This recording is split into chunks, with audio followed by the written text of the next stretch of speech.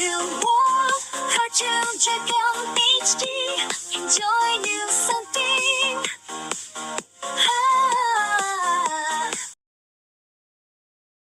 চন্দ্রবিলা ছিল ছোট্ট এক গ্রাম, পাহাড় ও অরণ্যের মাঝে লুকিয়ে থাকা এক মায়াবী স্থান। দিনের বেলা সেখানে সূর্যের আলো ছায়ার সঙ্গে খেলা করত, পাখির গান শোনা যেত দূর থেকে। কিন্তু রাত নামলেই যেন সময় থেমে যেত। বাতাস ভারী হয়ে আসত, কুকুরের গেউ গেউ থেমে যেত, আর মানুষ নিজেদের ঘরে তালা দিয়ে বসে থাকত। এই ভয় আসত এক ডাইনি থেকে, চূড়ামণি। গ্রামের পুরনো গল্পে তাকে এক ভয়ঙ্কর রূপে কল্পনা করা হতো।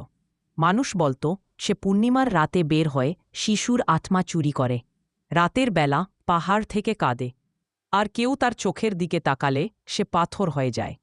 তবে এই চূড়ামণির ইতিহাসটা একটু ভিন্ন ছিল। চূড়ামণির অতীত প্রায় ২০ বছর আগে। চূড়ামণি ছিল গ্রামের একজন সম্মানিত নারী। তার জ্ঞান ছিল গাছগাছড়া, ভেষজ ও প্রাচীন চিকিৎসা নিয়ে। তার ওষুধে অনেক মানুষ সুস্থ হতো, এমনকি দূরদূরান্ত থেকে লোক আসত পরামর্শ নিতে। তবে গ্রামে সবসময় এমন কিছু লোক থাকে যারা ভিন্ন রকম মানুষদের মেনে নিতে পারে না। একবার জমিদার রমেশবাবুর একমাত্র সন্তান কঠিন জ্বরে ভুগে মারা যায়। চূড়ামণি তাকে বাঁচাতে অনেক চেষ্টা করেছিল, কিন্তু ফল হয়নি। তক্ষণই রটনা শুরু হয়। চূড়ামণি ডাইনি, সে শিশুটির প্রাণ নিয়েছে। সমাজ যার সাহায্যে সে জীবন কাটিয়েছে, এক রাতেই তাকে অপবিত্র বলে তাড়িয়ে দিয়ে তাকে ঘরছাড়া করা হয়। সে চলে যায় পাহাড়ের ওপারে এক পরিত্যক্ত কুঁড়ে ঘরে। সেই রাত থেকে শুরু হয় ডাইনির গল্প। মিনার আগমন বছর 10 পর এক শহুরে পরিবার এই গ্রামে আসে। বাবা মেয়ের পরিবার। বাবা সরকারি চাকরির সুবাদে বদলি হয়ে এসেছে, আর তার মেয়ে মিনা ক্লাস 9-এ পড়ে। মিনা ছিল কৌতূহলী, বইপ্রেমী, আর সমাজের বানানো গল্প একেবারেই বিশ্বাস করতে না। গ্রামের শিশুরা তাকে গল্প শোনায় চূড়ামণি এক ডাইনি, তার চোখে চোখ পড়লে পাথর হয়ে যাবে। সে একাকী থাকে পাহাড়ে। মিনা হাসে, কিন্তু ভিতরে ভিতরে প্রশ্ন করে, একজন মানুষ ডাইনি হয় কি করে? রহস্য ঘেরা রাত, এক পূর্ণিমার রাতে, যখন সবাই ঘুমিয়ে পড়েছে, মিনা চুপি চুপি ঘর থেকে বেরিয়ে পড়ে। তার কাঁধে একটা ব্যাগ, তাতে শুধু একটা টর্চ লাইট, জল আর একটা পুরনো ডায়েরি, যেটা সে লিখে রাখে। পাহাড়ের দিকে হাঁটতে হাঁটতে সে কান পেতে শোনে এক অদ্ভুত কান্না ও গুনগুনানি। তার গায়ে তাটা দেয়, কিন্তু সে থামে না।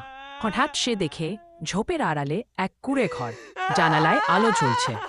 সাহস করে সে দরজায় টোকা দেয়। দরজা খুলে যায়।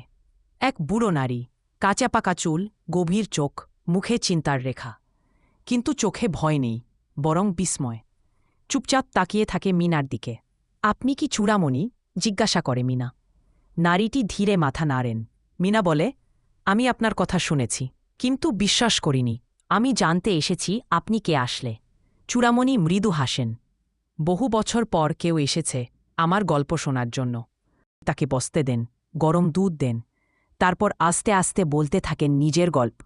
এক সময়ে কেমন ছিলেন, কিভাবে সমাজ তাকে ত্যাগ করল, কিভাবে একাকিত্বে ভেঙে পড়লেন, আবার গড়ে উঠলেন গাছ, পাখি আর নীরবতার মধ্যে।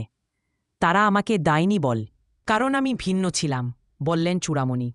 আমি যখন বলতাম মেয়েরা বই পড়ুক, স্কুলে যাক, তখনই অনেকে বিরক্ত হতো। মিনা ডায়েরির পাতায় লিখে রাখে প্রতিটি কথা। সেই রাত বদলে দেয়া তাকে। মিনা গ্রামে ফিরে আসে। সবাই তাকে দেখে অবাক হয়, কেউ কেউ ভাবে সে অভিশপ্ত। কিন্তু মিনা মুখ খোলে, আপনারা যাকে ডাইনি ভাবেন তিনি একজন মানুষ। তার মতো মমতাময়ী নারী আমি দেখিনি। ভুলে গেছেন, একদিন তিনি আপনাদের বাঁচাতেন ওষুধ দিয়ে। তাকে সমাজ থেকে তাড়িয়ে দিয়ে আমরা নিজেরাই অভিশপ্ত হয়েছি। প্রথমে সবাই চুপ থাকে, কিন্তু কয়েকজন বৃদ্ধা সবাই মানুষ তাদের মাথা ভুল নিচু করে। বুঝতে পারে, আর সবাই চায় চন্দ্রবিলা ফিরে আসুক। আর তাই হয়। মিনা চন্দ্রবিলাকে নিয়ে আসে। তারপর থেকে গ্রামের সবাই মিলে মিশে একসাথে বসবাস করতে শুরু করে।